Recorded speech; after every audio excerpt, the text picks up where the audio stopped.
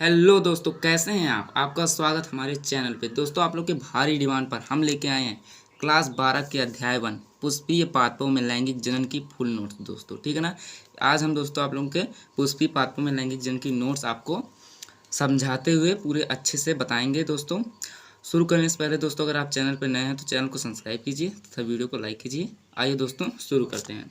तो पहली हेडिंग है दोस्तों आपकी पुष्प। पुष्प क्या है दोस्तों, आइए समझते हैं दोस्तों। पुष्प पौधे का जनन अंग है।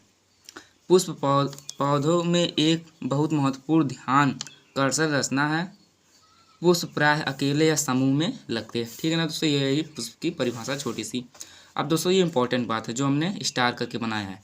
पुष्पों का अध्ययन एंथोलॉजी तथा पुष्पों की खेती फ्लोरिकल्चर कहलाता है या कहलाती है। ठीक है ना दोस्तों। अब देखेंगे पुष्प की संरचना।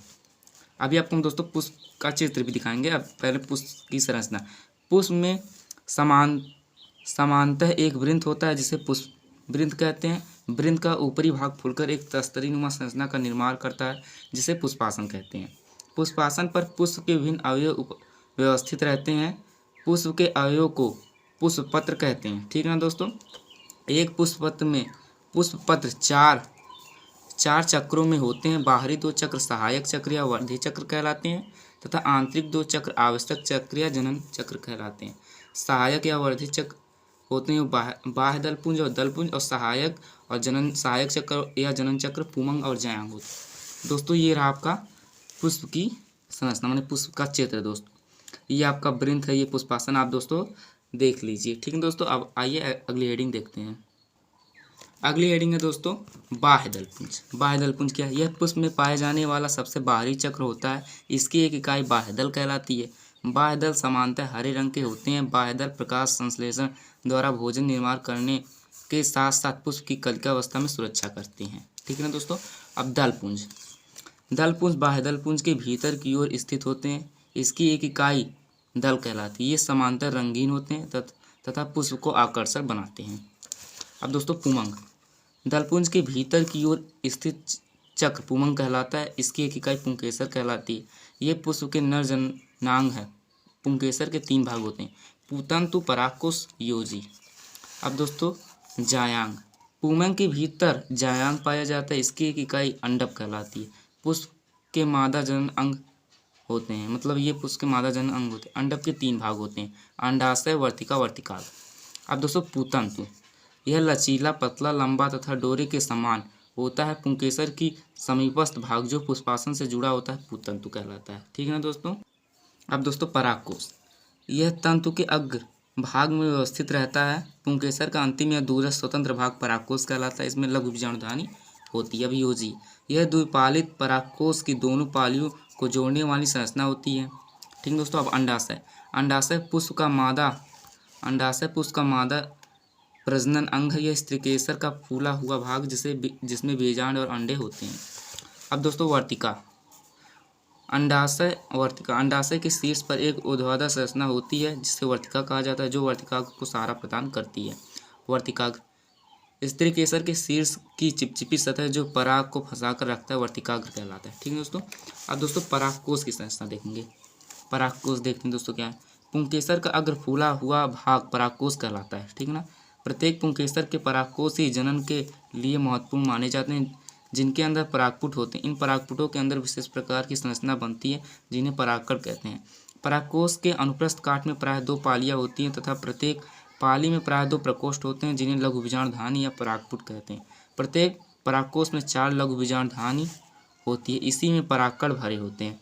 प्रत्येक लघु बीजाणुधानी में कई लघु बीजाणु जनन कोशिकाएं होती हैं।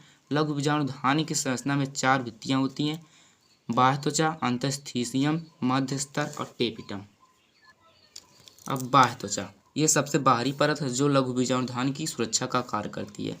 अंतस्थीसियम यह बाह्य त्वचा के अंदर की ओर पाई जाती है, सुरक्षा तथा परागकोश के स्फुटन का कार्य करती है। यह प्राय रेशेदार होता है। ठीक है ना। अब मध्य परत यह अंतस्थीसियम के अंदर की ओर 1 से 3 कोशिकाओं की परत होती है। अब टेपिटम यह मध्य परत के अंदर की ओर की परत होती है। यह बहुकेंद्रकी तथा सघन जीवद्रव वाली कोशिका से बनी होती है। अब दोस्तों लघु बीजाणु जनन देखेंगे। लघु बीजाणु जनन का अर्थ है परागकण का जनन। लघु बीजाणु जनन की प्रक्रिया के अंतर्गत प्रत्येक लघु बीजाणु मात्र कोशिका में अर्धसूत्री विभाजन के फलस्वरूप प्रत्येक लघु बीजाणु मात्र कोशिका से 4 अगुणित लघु बीजाणु या परागकण बनते हैं। इस प्रकार बने चारों लघु बीजाणु या परागकण अनेक प्रकार के चतुष्कों के रूप में जुड़े रहते हैं। अब दोस्तों ये इंपॉर्टेंट बात है, पुष्प के बनने के समय जब पुंकेसर बन रहा होता है तो इनकी लघु बीजाणुधानियों में बीजाणुजन ऊतक पाए जाते हैं। इन बीजाणुजन ऊतक में परागमात्र कोशिकाएं होती हैं। परागमात्र कोशिकाओं में अर्धसूत्री विभाजन से 4 अगुणित लघु बीजाणु बनते हैं जो एक साथ ही भित्ति में व्यवस्थित होते हैं, जिसे लघु बीजाणु चतुष्क कहते हैं। अब दोस्तों यहाँ भी एक इम्पॉर्टेंट बात है, लघु बीजाणु मात्र कोशिका में असूत्री विभाजन से 4 अगुणित लघु बीजाणुओं के निर्माण की प्रक्रिया को लघु बीजाणु जनन कहते हैं। अब दोस्तों अगली हेडिंग है लघु बीजाणु अथवा परागकण। ये क्या है दोस्तों, देखिए नर युग्मोद्भिद की प्रथम कोशिका लघु बीजाणु या परागकण कहलाती है। परागकण की आकृति गोल, अंडाकार अथवा बहुफलीय होती है तथा व्यास सामान्यतः लगभग 25 से 30 माइक्रोमीटर होता है। परागकण एक कोशिकीय रचना है। परागकण अगुणित होते हैं। एक कोशिकीय रचना है और अगुणित होते हैं। परागकण सामान्यतः 2 आवरणों के द्वारा सुरक्षित रहता है। बाह्य आवरण कठोर एवं खुरदरा होता है, इसे बाह्यचोल कहते हैं और बाह्यचोल स्पोरोपोलेनिन से निर्मित होता है। परागकण में कुछ स्थानों पर छिद्र पाए जाते हैं जिन्हें जनन छिद्र कहते हैं। बाह्यचोल के ठीक नीचे पतला एवं कोमल आवरण पाया जाता है जिसे अंतःचोल कहते हैं। पैक्टिन तथा सेलुलोज से बनी होती है। परागकणों का अध्ययन परागाणु विज्ञान कहलाता है। परागकण का केंद्रक समसूत्री विभाजन के द्वारा विभाजित होकर 2 केंद्रकों का निर्माण करता है, जिसमें से एक केंद्रक कोशाद्रव में ही पड़ा रहता है, जिसे अपकायी कोशिका कहते हैं। यह परागकण की बड़ी कोशिका है। दूसरा केंद्रक अपने चारों ओर सघन कोशाद्रव एकत्र करके जनन कोशिका का निर्माण करता है। ठीक है दोस्तों, अब अगली हेडिंग है लघु बीजाणुधानी। अंडाशय में एक या अधिक गोल सी संरचना होती है, इनको बीजांड कहते हैं। इन्हीं बीजांड को गुरु बीजाणुधानी कहते हैं।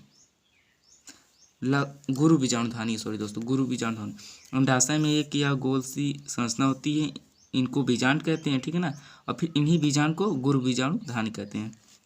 गुरु बीजाणुधानी पुष्प के अंडाशय में बीजांड के रूप में पाई जाती है। प्रत्येक बीजांड या गुरु बीजाणुधानी एक वृंत की सहायता से बीजांडासन से जुड़ा होता है, जिसे बीजांड वृंत कहते हैं।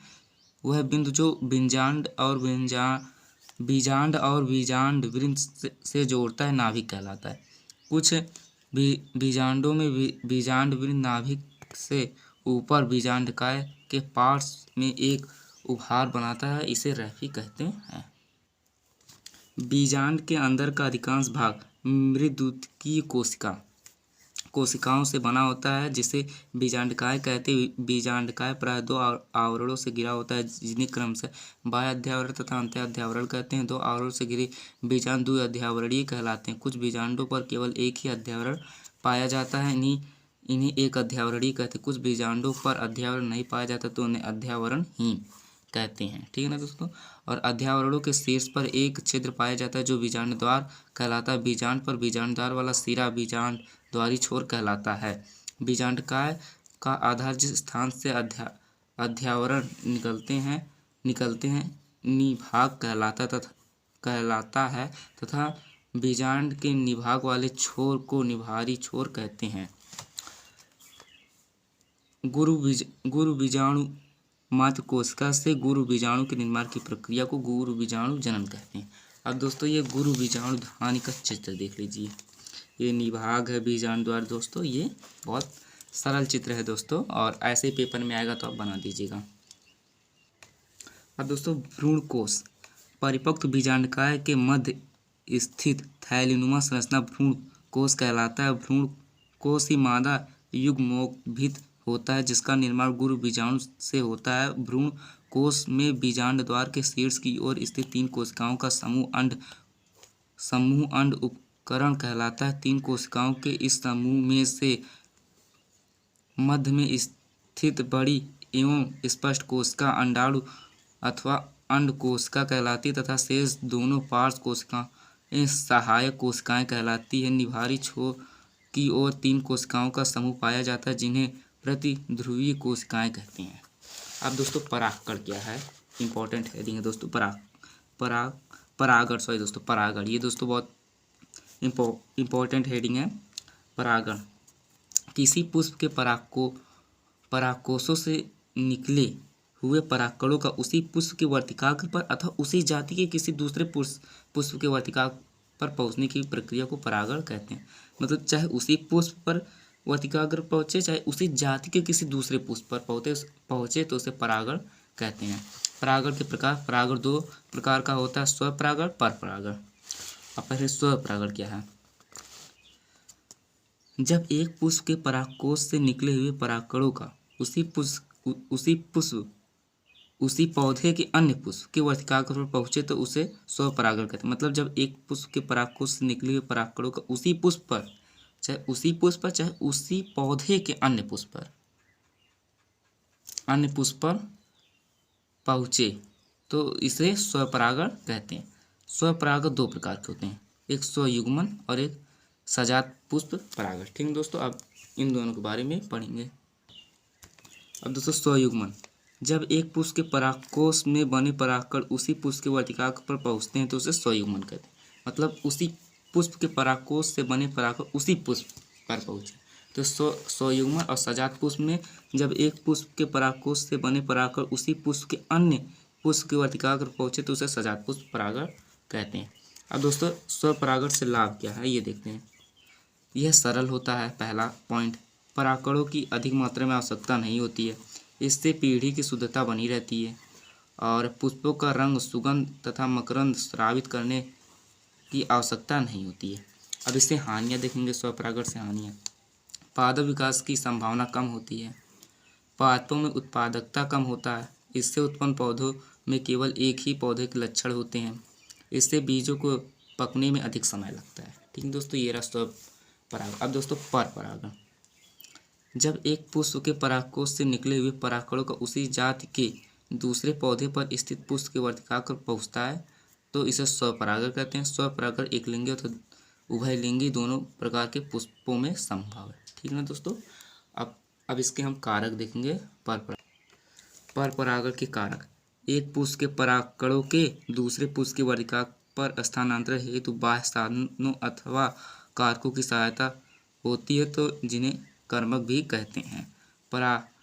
परपरागण के कारक 2 प्रकार के होते हैं, एक अजैविक दूसरा जैविक कारक। ठीक है ना। अब अजैविक कारक क्या पहले देखेंगे। अजैविक कारक ऐसे कारक जो जंतुओं के अतिरिक्त अन्य स्रोतों से प्राप्त होते हुए अजैविक कारक कहलाते हैं। अजैविक कारक 2 प्रकार के होते हैं, वायु परागण, जल परागण। पहले वायु परागण देखेंगे। जब परागकणों का स्थानांतरण वायु के माध्यम से वर्तिकाग्र तक होता है तो उसे वायु परागण कहते हैं। अब इसमें दोस्तों कुछ पॉइंट है। वायु द्वारा परागित पुष्प आकार में छोटे, रंगहीन, गंधहीन व मकरंदहीन होते हैं। परागकण छोटे, हल्के व शुष्क होते हैं तथा अत्यधिक मात्रा में निकलते हैं क्योंकि वायु परागण में अनेक परागकण तो व्यर्थ हो जाते हैं। वर्तिका लंबी तथा वर्तिकाग्र चिपचिपी होती है। अब दोस्तों इम्पोर्टेंट बात है, घास, बांस, मक्का, मतलब घास, बांस, मक्का, नारियल, खजूर, भांग तथा गेहूं में वायु परागण होता है। अब जल परागण, जब परागकणों का स्थानांतरण जल के माध्यम से वर्तिकाग्र तक होता है तो इसे जल परागण कहते हैं। इसमें दोस्तों देखते हैं, जल द्वारा परागित पुष्प आकार में छोटे, रंगहीन, गंधहीन व मकरंदहीन होते हैं। परागकण हल्के व मोमी परत युक्त होते हैं। वर्तिका लंबी तथा वर्तिका चिपचिपी व मोमी परत युक्त होती है। अब दोस्तों ये देख लीजिए, जल कुंभी तथा मुकुंदनी में जल में मिलते किंतु इनमें परागण जल द्वारा नहीं होता है बल्कि वायु व कीट द्वारा परागण होता है। वैलिसनेरिया, हाइड्रिया, इलोडिया, सिरेटोफिलम आदि में जल परागण होता है। ये पुष्प के नाम है दोस्तों, पौधे के। अब जल परागण के भी प्रकार होते हैं, ये 2 प्रकार के होते हैं, एक अधिजल परागण, एक अधोजल। पहला देखेंगे अधिजल परागण। जब परागण जल की सतह पर होता है तो उसे अधिजल परागण कहते हैं। जैसे वैलिसरेनिया आदि में, ठीक है ना। अब अधोजल क्या है? जब परागण जल के अंदर होता है तो उसे अधोजल परागण कहते हैं, जैसे जोस्टीरा, सीरेटोफिलम आदि, ठीक है दोस्तों। अब जैविक कारक देखेंगे। जैविक कारक, ऐसे कारक जो जंतु से प्राप्त होते हैं वे जैविक कारक कहलाते हैं। ये निम्न प्रकार के होते हैं, जैसे कीट परागण, पक्ष परागण, चमगादड़ परागण और घोंघा परागण। अब पहले कीट के बारे में पढ़ेंगे, फिर पक्षी, फिर चमगादड़, फिर घोंघा। कीट परागण। कीट परागण, कीट द्वारा परागण में पुष्प बड़े रंगीन सुगंधित होते हैं और इनमें कीट को आकर्षित करने के लिए पर्याप्त मात्रा में भोजन या मकरंद विद्यमान रहता है। मधुमक्खियाँ, तितलियाँ इत्यादि फूलों में मकरंद प्राप्त करने के लिए या उनसे आकर्षित होकर आते हैं। उदाहरण दोस्तों से गुलाब, चमेली, कमल, सूरजमुखी, कदम्ब, केला, गुड़हल, सालिया, बरगद, पीपल, अंजीर, आँख, मटर, प्रिमरोज, गूलर, बोगेनविलिया, केस्ट्रम आदि में कीट परागण होता है। तितली, भौरा, मधुमक्खी, ततैया, भृंग तथा मधुमक्खियों द्वारा कीट परागण होता है। अब पक्षी परागण। पक्षी द्वारा परागण में पुष्प बड़े रंगीन, सुगंधित तथा मकरंदयुक्त होते हैं, जैसे बिगनोनिया, पलाश, यूकैलिप्टस आदि। फूल चूही, शकरखोरा तथा हमिंग बर्ड माने गुंजन पक्षी द्वारा कीट परागण होता है, ठीक है दोस्तों। अब दोस्तों चमगादड़ परागण। चमगादड़ द्वारा परागण कदम्ब, कंचार, केला जैसे विशाल वृक्षों में पुष्पों में होता है, वृक्षों के पुष्पों में होता है जो रात्रि में खिलते हैं। अब घोंघा परागण। घोंघे द्वारा परागण अरिसेमा, आर्किडस जैसे पौधों में होता है। अब पर परागण से लाभ देखेंगे। पहला, इसमें उत्पन्न बीजों से बने पौधे सुंदर, मजबूत व स्वस्थ होते हैं। इससे बीजों और फलों की संख्या अधिक होती है। इससे पुष्प आकर्षक तथा गंधयुक्त होते हैं। इससे पातों में विभिन्नताएं आती हैं। बीज बड़े आकार के तथा भारी होते हैं। अब इससे हानियां भी देखेंगे। अधिक मात्रा में परागकणों की आवश्यकता होती है। पातों में शुद्ध वंशक्रम नहीं रहता। इनसे परागकण के साधन की आवश्यकता होती है। कीटों को आकर्षित करने के लिए पुष्पों को चटकीले रंग, बड़े दल, सुगंध तथा मकरंद उत्पन्न करना पड़ता है, जिन सब में अधिक पदार्थ का अपव्यय होता है तथा अधिक ऊर्जा का हास्य होता है। हानिकारक जीन का समावेश होता है। अब दोस्तों इनमें अंतर देखेंगे। स्वपरागण तथा परपरागण में अंतर। इधर स्वपरागण, इधर परपरागण। यह पहला पॉइंट, यह द्विलिंगी पुष्पों में होता है। यह एक लिंगी और द्विलिंगी दोनों प्रकार के पुष्पों में होता है। इसमें परागकण का कम खर्च है, इसमें अधिक खर्च है परागकण का। इसमें बने बीज कम हल्के व छोटे होते हैं। इनमें बने बीज अधिक भारी व बड़े होते हैं। इनके लिए माध्यम की आवश्यकता नहीं होती, इनके लिए माध्यम की आवश्यकता होती है। यह एक ही पौधे के पुष्प के बीच होता है। यह एक ही जाति के दो पौधों के पुष्पों के बीच होता है। पुष्प के लिए आकर्षक, बड़ा, सुगंधित मकरंद होना आवश्यक नहीं है। पुष्प के लिए आकर्षक, बड़ा, सुगंधित व मकरंद होना आवश्यक है, वायु परागित पुष्पों को छोड़कर। लेकिन ठीक दोस्तों। और सातवां पॉइंट है, इससे पौधों की शुद्धता बनी रहती है और इससे पौधों की शुद्धता समाप्त हो जाती है। अब दोस्तों कृत्रिम परागण। मनुष्य द्वारा कृत्रिम रूप से पुष्पों के परागकणों को स्वेच्छानुसार किसी अन्य पौधों के पुष्प के वर्तिकाग्र पर पहुँचाने को कृत्रिम परागण कहते हैं। कृत्रिम परागण में किसी अपरिपक्व द्विलिंगी पुष्प के उसके सभी पुंकेसरों को चिमटी की सहायता से सावधानीपूर्वक पृथक कर दिए जाते हैं। इस प्रकार के पुष्प में स्वपरागण की संभावना समाप्त कर दी जाती है। इस प्रक्रिया को विपुंसन कहते हैं। विपुंसित पुष्पों को उपयुक्त आकार की बटर पेपर से बनी थैलियों में ढक दिया जाता है, जिससे अन्य पौधों के पुष्पों के परागकण इनके वर्तिकाग्र पर नहीं पहुंचते हैं। इस प्रक्रिया को बोरा वस्त्रावरण कहते हैं। जायांग के परिपक्व होने पर थैली को खोलकर किसी इच्छित पुष्प के परागकणों को इसके वर्तिकाग्र पर डाला जाता है और इसके बाद पुष्प को फिर से थैली द्वारा ढक दिया जाता है। कुछ दिनों बाद फल या पुष्प बनकर तैयार हो जाता है। ठीक है दोस्तों, ये था कृत्रिम परागण। अब दोस्तों निषेचन, ये क्या है दोस्तों?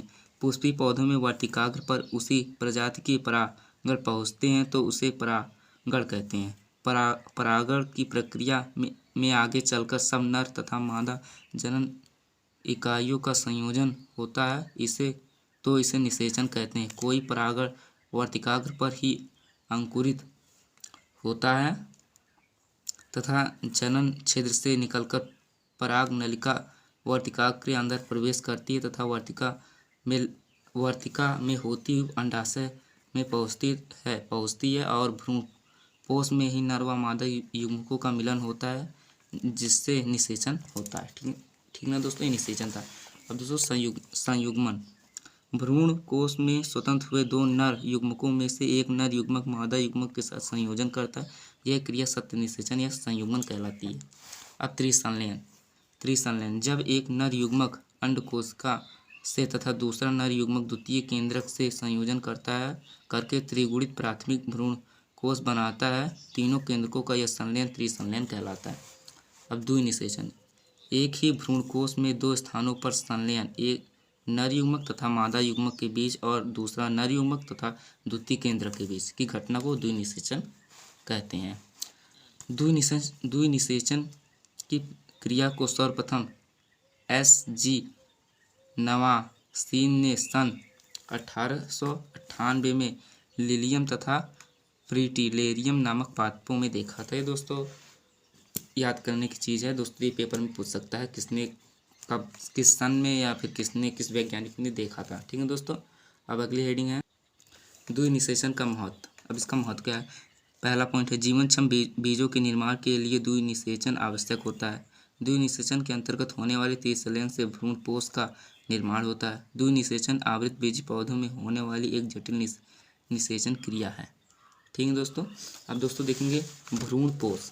द्विनिषेचन की क्रिया में नर युग्मक तथा द्वितीय केंद्रक के संयोजन के फलस्वरूप प्राथमिक भ्रूणपोष केंद्रक बनता है। इससे वृद्धि तथा विभाजन द्वारा त्रिगुणित भ्रूणपोष बनता है। भ्रूणपोष का प्रमुख कार्य वृद्धिशील भ्रूण तथा अंकुरणशील बीजों के पोषण प्रदान करना होता है। अब भ्रूणपोष के प्रकार ये 3 प्रकार के होते हैं: केंद्रीय भ्रूणपोष, कोशिकीय भ्रूणपोष, माध्यमिक भ्रूणपोष। अब पहला है केंद्रीय भ्रूणपोष। प्राथमिक भ्रूणपोष केंद्रक में मुक्त केंद्रकी विभाजन होता है, जिससे बहुकेंद्रकी स्थिति बनती है, जिसमें कुछ केंद्रक परिधि पर व्यवस्थित हो जाते हैं। तत्पश्चात कोशिका भित्ति का निर्माण होता है। ऐसे भ्रूणपोष को केंद्रकीय भ्रूणपोष कहते हैं, जैसे नारियल पानी। अब कोशिकीय भ्रूणपोष। इस प्रकार के भ्रूणपोष का निर्माण प्राथमिक भ्रूणपोष कोशिका में केंद्रक विभाजन के साथ साथ कोशिका भित्ति का भी निर्माण होता है। इस प्रकार का भ्रूणपोष प्रायः गैमोपेटली वर्ग के सदस्यों में पाया जाता है, जैसे विलारसिया। ठीक है दोस्तों। अब माध्यमिक भ्रूणपोष। यह भ्रूणपोष केंद्रकीय तथा कोशिकीय भ्रूणपोष के बीच का प्रकार होता है। इसमें भ्रूणपोष केंद्रक के प्रथम विभाजन के पश्चात कोशिका भित्ति का निर्माण करता है, परंतु इसके बाद फिर से इनमें केंद्रक विभाजन होता रहता है और कोशिका भित्ति का निर्माण नहीं होता है, जैसे एरीमूरस तथा एस्फोडिलस। अब भ्रूणकोष तथा भ्रूणपोष में अंतर। ये दोस्तों पेपर में पूछ सकता है अंतर दोस्तों आप जरूर याद कीजिएगा, एक अंतर जरूर आता है। पहला अंतर यह अगुणित होता है, यह त्रिगुणित होता है। इधर भ्रूणपोष इधर भ्रूणकोष। यह अगुणित होता है, यह त्रिगुणित होता है।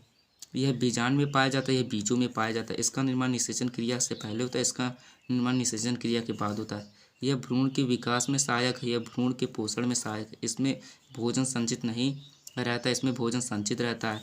इसका विकास क्रियाशील गुरुबीजांड से होता है, इसका विकास भ्रूणपोष केंद्रक से होता है। अब अगली हेडिंग भ्रूण। संयुग्मन के फलस्वरूप निर्मित युग्मनज कुछ समय विश्राम अवस्था के पश्चात भ्रूण का निर्माण करता है। युग्मनज से भ्रूण तक बनने की अवस्था भ्रूणोद्भव कहलाती है तथा इन अवस्थाओं का अध्ययन भ्रूण विज्ञान कहलाता है। भारतीय भ्रूण विज्ञान के जनक पंचानन माहेश्वरी थे।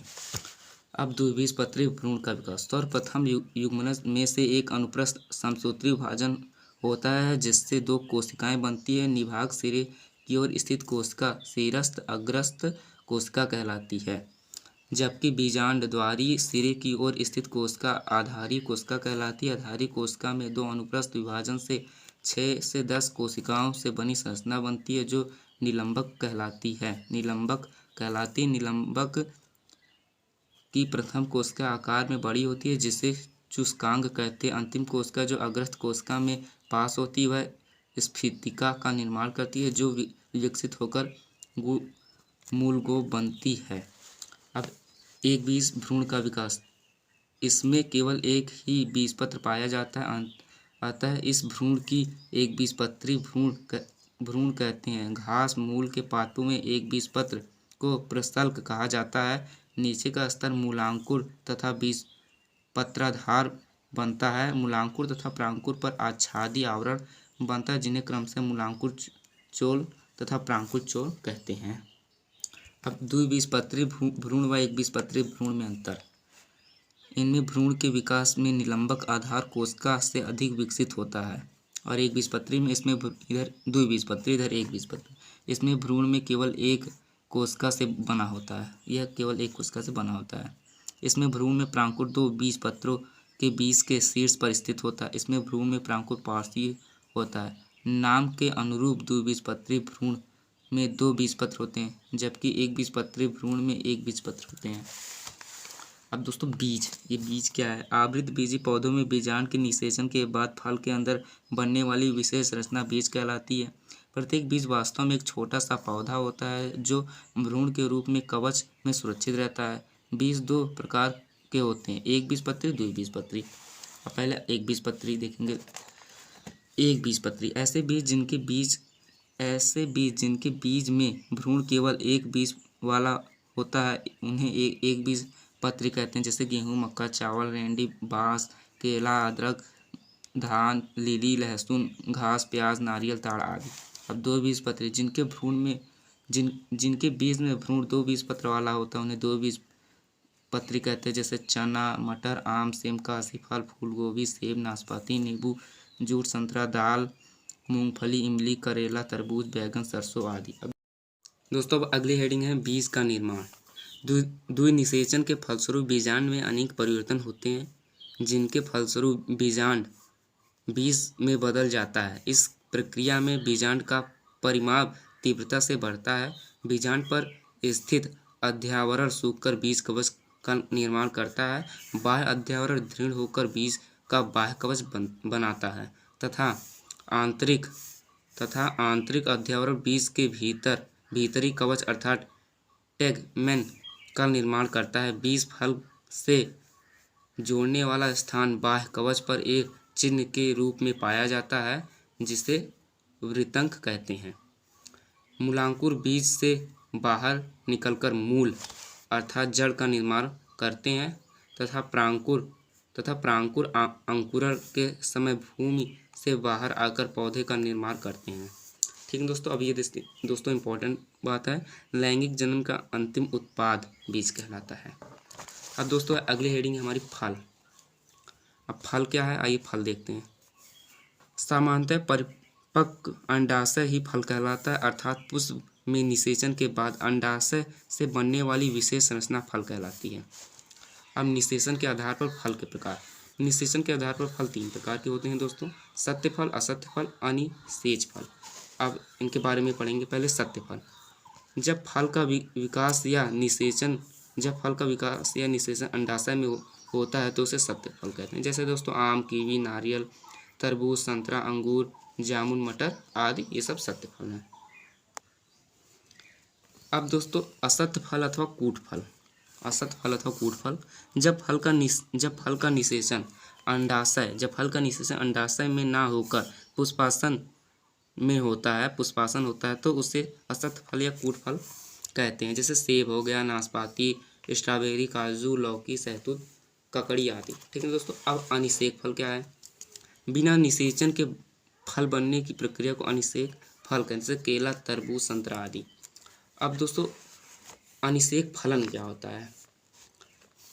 कुछ पौधों में फल बिना निषेचन के ही विकसित हो जाते हैं। बिना निषेचन बनने वाले फल अनिषेक फल तथा यह प्रक्रिया अनिषेक फलन कहलाती। इस प्रकार के बने फल बीज रहित होते हैं।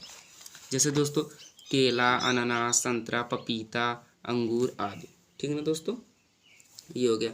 अब दोस्तों अनिषेक जनन। ये अनिषेक जनन क्या है? सामान्यतः निषेचन के पश्चात बीजांड से बीज बनता है। बिना निषेचन के बीज या भ्रूण विकसित होने की प्रक्रिया को अनिषेक जनन कहलाती है। अनिषेक जनन दो प्रकार के होते हैं, पहला अगुणित अनिषेक जनन, दूसरा द्विगुणित अनिषेक जनन। अब दोस्तों अगुणित अनिषेक जनन क्या है? भ्रूण का निर्माण अंडाणु अथवा भ्रूण कोश की अगुणित कोशिका के द्वारा होने पर यह क्रिया अगुणित अनिषेक जनन कहलाती है। जैसे दोस्तों मकोय या निकोटियाना की कुछ जातियाँ। अब दोस्तों द्विगुणित अनिषेक जनन बीजांड के किसी भी स्तर की कोशिका अर्थात द्विगुणित कोशिका से निषेचन के बिना भ्रूण निर्माण की क्रिया द्विगुणित अनिषेक जनन कहलाती है। अब दोस्तों बहुभ्रूणता देखते हैं क्या है।